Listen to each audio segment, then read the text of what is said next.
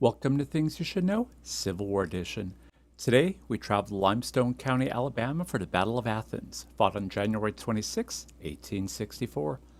The reason the attack occurred here was due to Confederate cavalry raids in the Union-held northern Alabama.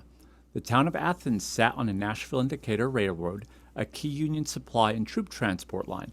Control of this junction meant control over a vital link between Tennessee and the deeper South. The attacking force today was the Confederacy, represented here by roughly 600 cavalry under the command of Lieutenant Colonel Moses W. Hannon.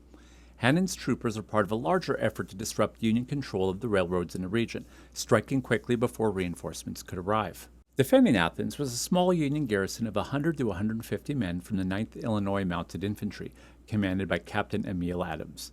Despite their small numbers, they were tasked with holding the town and keeping the railroad open for the Army of the Cumberland supply needs. The winner of this battle was surprisingly the Union.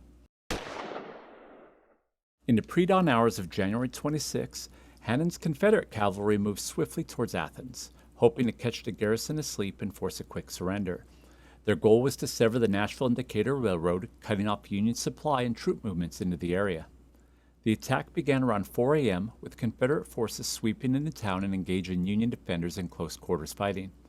Despite being outnumbered nearly 6-1, though, Captain Adams organized his men into defensive positions inside the buildings and along key street corners.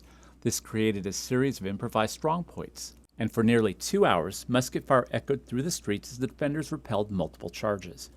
The tight urban layout of Athens limited the effectiveness of the Confederate cavalry and gave the smaller Union force a chance to hold on. By mid-morning, realizing that a prolonged fight would bring Union reinforcements from nearby posts, Hannon broke off the attack and withdrew. Casualties were light compared to larger battles, about 20 Union and 30 Confederate, but the engagement underscored how a determined defense, even without fortifications, could foil superior force. Remarkably, the defenders' use of the town's brick buildings and narrow alleys turned Athens into a temporary fortress. Locals later remarked that the gunfire had been so close and constant that many buildings were scarred with bullet marks for years afterwards. Join us again next time on Things You Should Know, Civil War Edition.